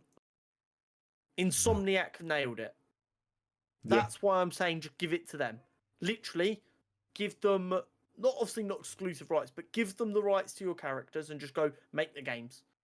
Well, yeah, and like... It doesn't have to link up with the MCU. No. It doesn't necessarily have to link up with their Spider-Man games, but if they want to do it that way, let them.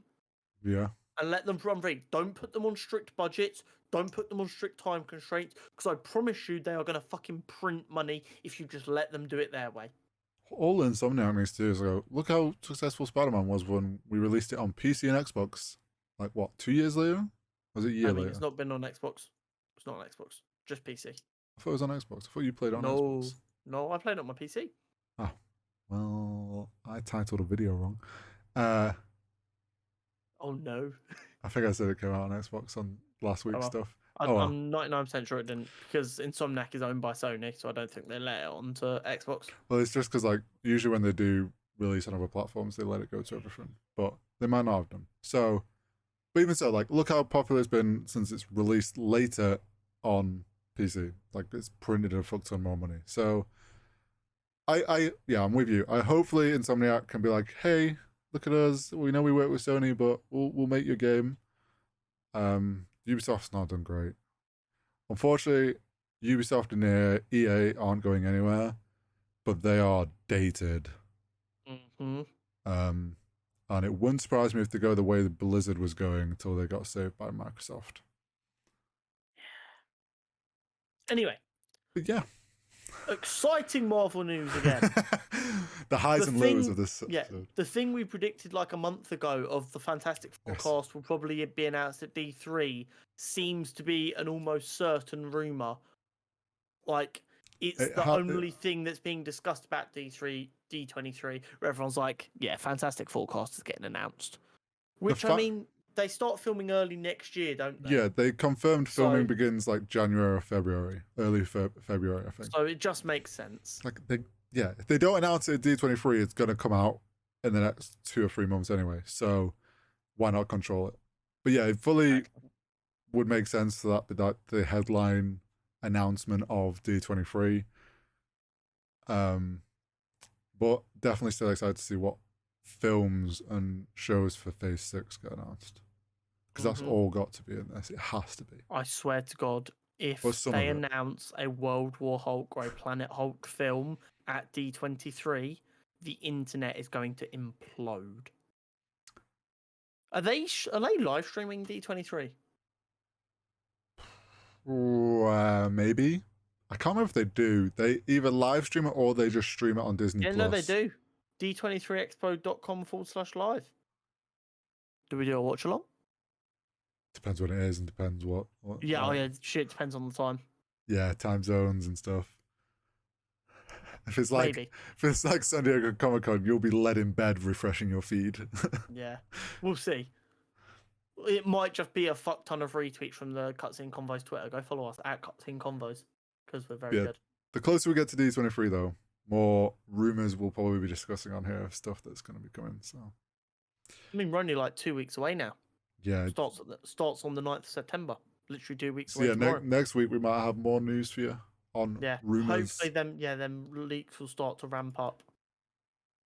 So, from the highs of Warner Bros, i.e., looking like they're getting their shit together, to the crushing lows. Yeah, I know we've already rinsed them about this. For cancelling Batgirl. Yep. But it's even worse than we thought. By the sounds of it, they told the directors that we're not doing anything with it. The directors went to download the footage before it got deleted from Warner Brothers servers. They got online and it had already been deleted. All of it. They spent the $90 million to film this film. They had the footage. It was in the mid to late stages of editing. And they've just deleted everything. I have to believe there's a copy somewhere. Honest to God, you know what I'm starting to think? They accidentally deleted it from everywhere and then just went, you know what, let's style this out by just saying we've cancelled it. No shot. At this point, that is the only thing that, in my brain, actually makes sense. The thing is, it's like... Spending $90 million on a film and then cancelling it makes less sense than accidentally deleting a film and then pretending you cancelled it. I don't know, because it's like, if I'm on my PC and I delete something, sure, I've lost it. But a fucking multi-billion-dollar company, you can't tell me that something can just get deleted and lost that easily. They will be backing up stuff constantly. So it's like, there's no accidental deletion of stuff.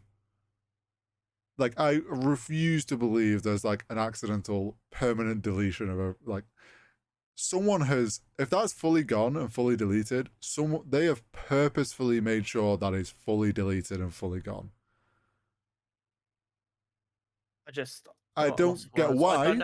I don't know how you waste $90 million on a film and don't even go, fuck it, we'll throw it on the streaming service and not advertise it. Do you know, genuinely, do you know why I think they've done that? They knew they weren't carrying on with these actors because they were going to rebuild, and they didn't want the film to be a success and then have fans going, well, don't recast them because they want to start fresh. I think that's more right. I think they've realized, because that was something which kind of ties into this, which we haven't put on last night. I don't know if you read the message I pinged you late last night on Twitter. Aquaman has been delayed again. Oh, has it? I don't think I saw that. Is it The Flash has been also? Two of them have been delayed. The hits keep coming for DC. Shazam 2 moves from 2022 to 2023. March. And then, but Aquaman's 2 date, right? Not anymore. Wait, it's been pushed back to December next year. Yep. For more time in post-production. What the? Which I think... That's not good. That's really not good. I've long been a believer any film that gets delayed 3 times is bad. It's why I still haven't seen Morbius. It's why I knew it was going to be shit. If a film keeps getting delayed, especially this long after COVID's not causing problems really anymore, the film is just shit. for the Aquaman getting delayed is the Amber Heard stuff. No, because they doubled down that they weren't going to do that. Yeah, but have they changed their minds? It'd be really weird to do it now. Yeah, but Warner Brothers seems to change their minds like every fucking day at this point. The only thing that possibly makes sense is they filmed something for Flash that now changes, that allows them to wipe the slate clean. So they just need to add something into Shazam and Aquaman that then makes it make sense for why they're still releasing it, and then they can just be done. But I do think there's this whole Flash apparently resetting everything, and they're trying to wipe the slate clean and clearly start with a new plan, is why Batgirl has got scrapped. And I think they figured out a while ago, or I guarantee that was something that was discussed in a boardroom somewhere while the directors were still working on it. And they were like, well, we can probably find a way to fit this in. And then the longer it went on, they went, it's just going to be easier all around if we just didn't have this film, but we're already making it. Oh, wait, we're in control. We can just scrap this if we want. Who cares if we just burnt $90 million? That's nothing to us. 90 million is nothing crazy. Out of 1 billion. And it's just like, I don't think it was no, there was no way this is an accidental deletion of footage, and that's why they've scrapped it. They've 100% scrapped it, but they've quite clearly made the decision with the directors in the dark and everyone who worked on the film in the dark. And I think they made it long before it actually happened. And then they just suddenly were like, you know what? Right, now, this is it. Final decision. We're scrapping this and we're starting afresh. It's crazy. And I 100% believe Warner Brothers is a sort of company that then goes through and purposefully deletes it all because they knew the directors would try and download it and they don't want this footage ever coming out. And the director... Well, I mean, yeah, they know the power of... Look at the Zack Snyder cut situation. Yeah. They don't want that again. Forget that. Look at how they got Deadpool green-lighted. Yeah. They shot test for it. They were told no. So then one of the 3 people whose passion project it was, and we still don't know exactly who it was, one of them leaked the footage online so that fans would get behind it, and then Fox got pressured into green-lighting it. Warner Brothers aren't dumb. They know how much weight fans hold. And so they made sure that this project was dead. Yeah. This was all purposefully done, and it's baffling. And it's malicious as well to the people who work so hard on this. Yeah, it's shows how the big dogs still control the film industry, unfortunately. Mm-hmm. And how callous people can be. And it definitely doesn't help Warner Brothers' case with things and fan reception to the films, but yeah, it's just why they wouldn't even release it or do, I don't know, something with it is baffling. But all we can, it's got to just because they're wiping clean, surely. But it's all good because we have good news now. We do. We're going to end with good news. The first 16 competitors for the Superhero Showdown Bracket 2.0 are ready to be announced. They are. I tried to get a bit more creative with my picks. You did. There was one person that you chose that at first I thought was a spelling mistake from you because I didn't even know them. But then a little bit of Googling confirmed that it was in fact an actual character and not a typo. I did a mix of characters that I know of, and then tried to do some Googling and find some unique ones. Yeah. We'll discuss our picks in a minute, but let's get into the picks off the rip. Okay. Would you like to start, Mr. Zontal, with your first 2? With my Marvel heroes. Yep. So, just to preface, we will go through our heroes and villains for Marvel, then DC. And I'm sure we'll flip back and forth. Those that have watched Superhero Showdown know how this kind of works, the bracket. We did heroes side, villain side. We picked them against each other. So that's how we pick them, is off those things. So I kept it pretty simple. I made sure there was no overlaps from the last bracket. Keep it fresh. But my first Marvel hero pick was Ant-Man, which I ended up going with comic version. I almost prefaced it as MCU version.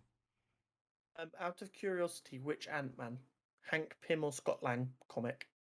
Oh, Scott Lang is what I'm thinking of. Cool. Yeah. That's fine. That's why I was like, do I do MCU version or... Yeah, that's fine. Which is pretty standard. I feel like everyone knows Ant-Man. We haven't made use of Ant-Man yet. So I was like... No, we haven't. Which is actually a bit of a surprise, bearing in mind how big a character is these days. And then my other Marvel hero, which I had to double check he was a hero.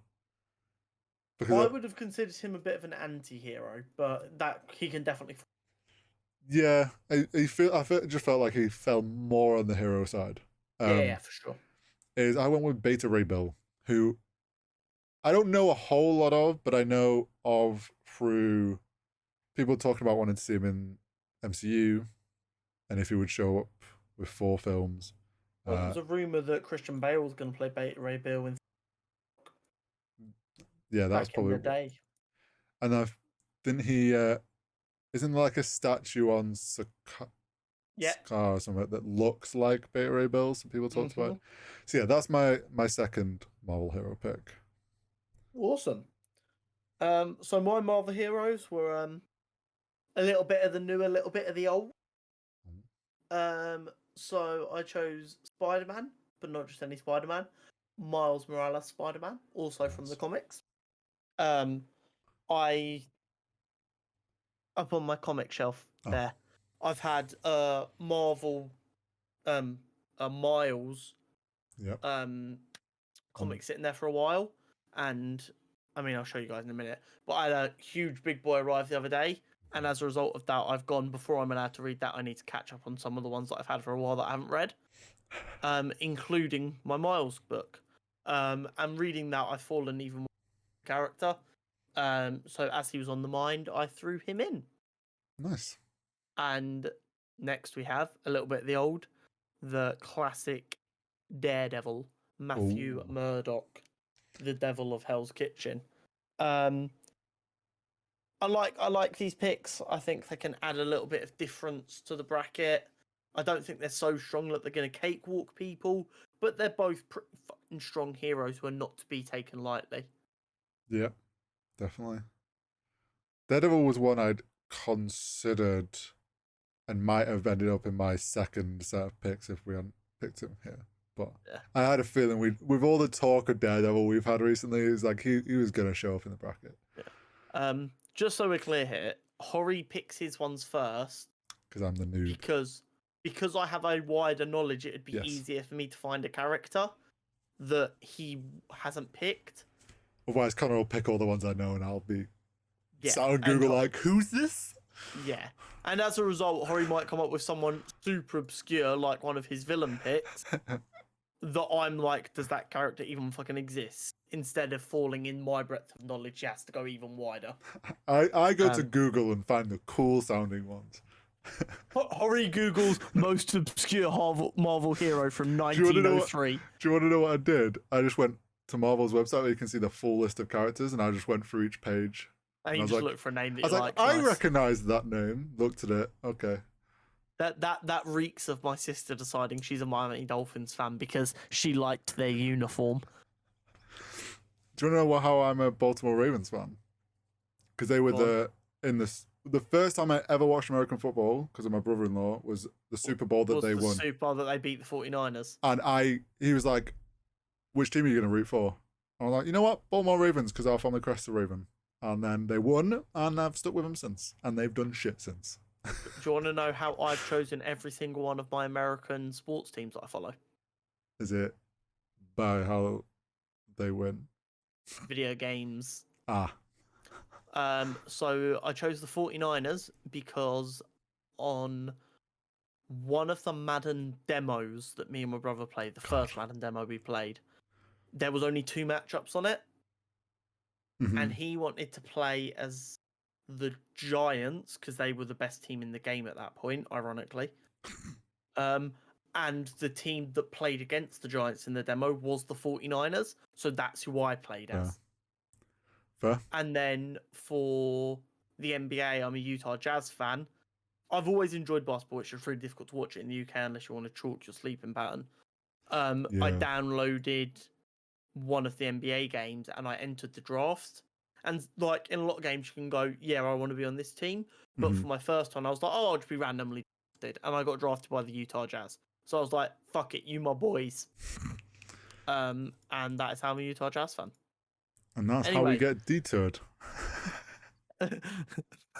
No two people with ADHD should be allowed to have a podcast. Shit takes so long. Need someone who's like keeps shit in check. Yeah. We need, so what you mean is we need one of us to get medicated. Nah, it's boring. So that's our heroes. Our first 4 heroes. There's going to be 8 in total. For the first 4, our villains. So felt like this was appropriate as we're going to be getting a MCU film on it. Okay. But I've gone with Agatha Harkness, who I think is also a bit of an anti-hero. Yeah, you've got different levels of villain. She just kind of does whatever makes her life easier. And if people get in her way or get hurt, that's their problem, not her problem. Yeah, and I know that she helped train Scarlet Witch a bit. So it's like she sort of helped with one of them. So we've got Agatha Harkness. I thought it'd be cool to kind of put her in the bracket as we are meant to be getting we are getting a film from her. So we'll no doubt MCU fans who aren't big comic book fans will get to know more about her down the line. And then I'm guessing this is the villain that threw you off. So obviously, I mean, say who it is first. So after a bit of browsing, I went with Demo Goblin. Yeah. Who people are probably like, huh? Yeah. Who? So I wasn't sure if like this was a moniker like the Hobgoblin used for one issue, and you saw it and chose it instead of just writing Hobgoblin or Green Goblin or something like that. But it's really funny because the fandom wiki page that I found for it had it spelt 2 different ways. Oh, did it? It had it spelt Demo Goblin, but it also had it spelt Demo Goblin. Oh, okay. So shows how well known and well used a character it is, Hori. Yeah, in Weapon. What I read made out like it had a few. It had enough there that I was like. I mean, yeah, it just might not have been used for like 10, 15 years, and therefore no one cares about it anymore. Probably, but it's a band one, and he looks like we'll just round one. We'll just round one it. He did. He caught my attention because he does just look like a wild Green Goblin. Yeah, which is what he is. But you know, in a sense. But yeah, it'll be interesting. Yeah, it's one to throw in there that might shake things up. You never know. Once again, I kept it classic. Okay. Big angry Russian in a very powerful suit. The Rhino, easy. You know what you're gonna get. Standard. Iconic. Yeah. Big angry New Yorker who's made of muscle. Kingpin, standard. Oh, okay. You know what you're gonna get. Sensing a Daredevil theme. Yeah. So originally, what my plan was for your villains, I was going to the hero that fights them the most. Oh, okay. And then I threw you off. Villains, I was going to choose the hero that fights them the most. But yours were like quite obscure, so I was like, you know what? I'm just going to do it myself. So I chose Spider-Man and then Spider-Man villain, and then Daredevil and a Daredevil villain. Fair. Although Kingpin's kind of just a New York villain. He is. Okay, so DC is where I struggle more because it's like I know I don't have as wide a knowledge of DC as I do Marvel, and I blame the films.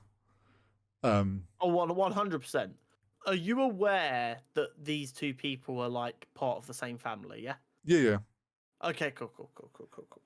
So I'll do the bottom one. So my first DC hero pick, I went with Red Hood, who we've done a character profile on. I'm pretty sure. Oh, we've at least done a character profile on enough of the Robins. Yeah, we did Tim. Is it Tim Drake? Jason Todd. Jason Todd. Tim Drake's the other one, right? Tim Drake becomes Red Robin. Okay. So yeah, we've done Red Hood. In order, you get Dick Grayson, who was the first Robin. Yes. He then becomes Nightwing. Yes. Then you get Jason Todd. He dies and then becomes the Red Hood. Yes.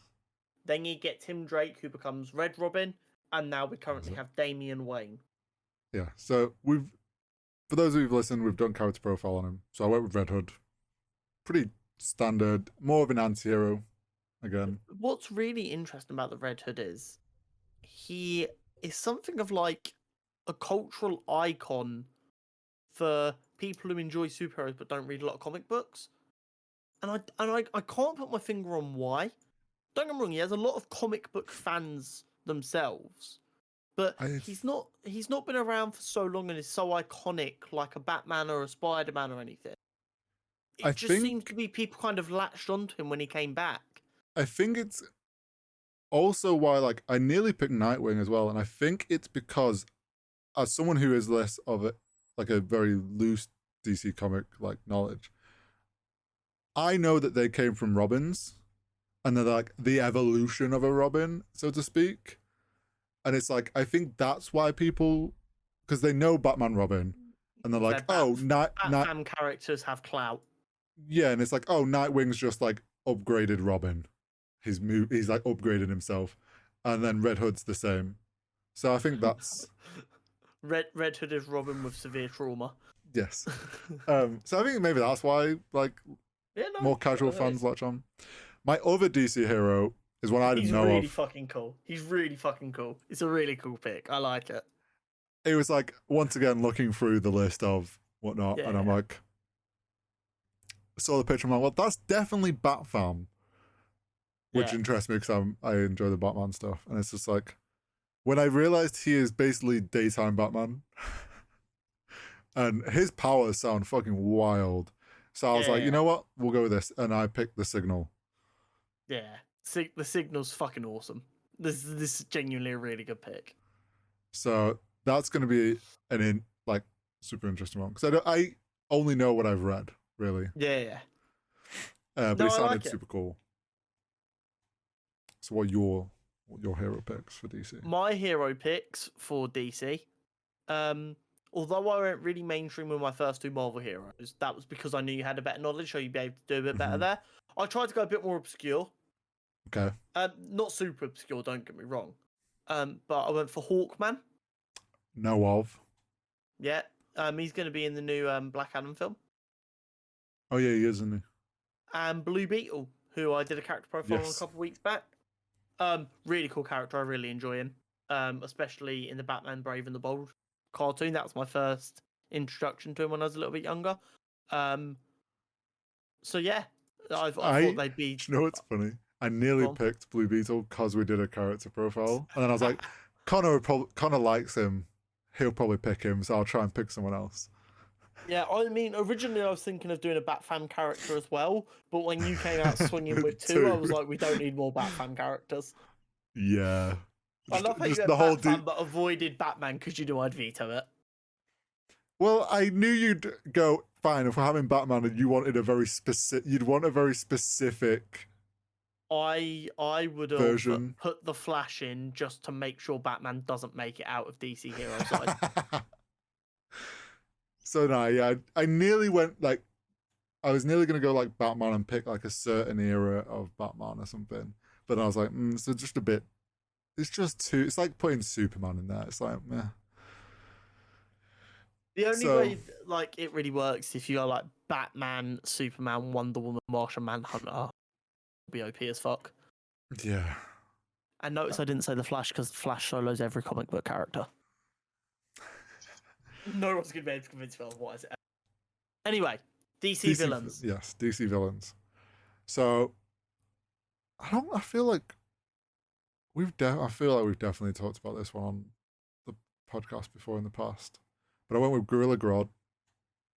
Pretty classic Flash villain. Yeah. Yeah, mainly. He's fought other people, including the Justice League, but he is mainly a Flash villain. Yeah. Telepathic, super intelligent ape that wants to turn everyone else into monkey. Yeah, he wants to de-evolve everyone back to being apes that he can then boss about. Yeah. So for that was a cool one. And then I know him from the Batman games more so. So I do I mean I already knew of him before then, but from like the Arkham games, it's probably where like core memory of this character, which is Mr. Freeze. It's really interesting to me because I think of Mr. Freeze as one of Batman's most iconic villains. But the idea that you know him better through the games rather than just being aware of him like you'd be aware of like the Joker or Penguin is really interesting. I think I was aware of him, but it's like one of those where like I know of them because they're an iconic like villain, but I don't really know much about them. But then playing the Arkham games, you learn more about those villains. Yeah, no, that's fair. But I've gone very Batman heavy with my DC. Yeah, you have. And this again with like the problem of my tactic of choosing villains based on your heroes and heroes based on your villains. Batman versus Marvel. You chose Gorilla Grodd, and I wasn't going to choose the Flash because in my there is no way the Flash can go in a bracket because I am so set that he solos everyone that the bracket pointless Flash is going to win. And it would probably cause an argument because just for that reason, I would say he'd lose. And then Mr. Freeze, you already chose 2 Bat Fam, and I couldn't choose another member of the Bat Fam. Oh yeah, really screwed you. Yeah, and then Hawkman, I don't know any of his villains really, and Blue Beetle, I don't know any of his villains really. So I end up going Poison Ivy, a Batman villain, but you've got 2 Bat Fam, so 2 Bat Fam villains isn't too bad. No. And then Cheetah, who is a Wonder Woman villain. Oh, don't know Cheetah. I don't know a lot about her, but I mean, if she's going toe-to-toe to Wonder Woman, she's got to have a bit about her. This is true. So yeah. That's our first 16. Yeah, first 16 and first 4 in each category. Yeah. So next week we will announce the other 4. Yeah. Oh wait. Over 16. Next week. Is that another announcement? No, next week's going to be the first round as well. Well, yeah, we'll announce the full bracket. Yeah. And you'll have probably, I imagine you will have done seeding by that point because we'll have our first. Yeah. I will be seeding them, and we'll be working out advantages and disadvantages and getting this all kicked off. And I'm very excited. Oh yeah, it's gonna be good. I actually for the first time wrote business stuff down in but then we end up talking about it in the intro. I know. We were doing we for those of you who have listened through the whole episode and now listening to this point, we did our usual end of episode talk right at the beginning. So I guess I said just goodbye. Quickest outro we've ever done in 31 episodes. I know, it's outrageous. We've literally just gone. I mean, have a beautiful time. This is true, but this is also we're back on the long episodes again. How long is this episode clocking in at right now? We're at an hour 50. Jesus Christ. Yeah, we've talked. We've had a lot. Like we had the She-Hulk, and there's been a lot of news. Like a surprising amount of news this week, and we really milked all of them news points dry. Yeah, and with D23 coming, like these episodes aren't getting shorter anytime sooner. So if you're listening to these full episodes in full, go back to that 150-minute episode where we were like, "Damn, that was a struggle." Yeah, back in the early days when things were dry, and now we're just spoiled for content. That's it. Anyway, like, subscribe, follow us on all the other platforms. Do it. Yeah. Comment down below saying someone you think will win out of the 16 we've already announced, or someone that you want to see in the other 16. Yes. Give us some early predictions. Exactly. Who's your money on? We do not condone gambling. We are not Twitch streamers. True. Anyway, thank you very much. Appreciate you all. We'll see you next week for episode 32. Yes, we'll see you next week.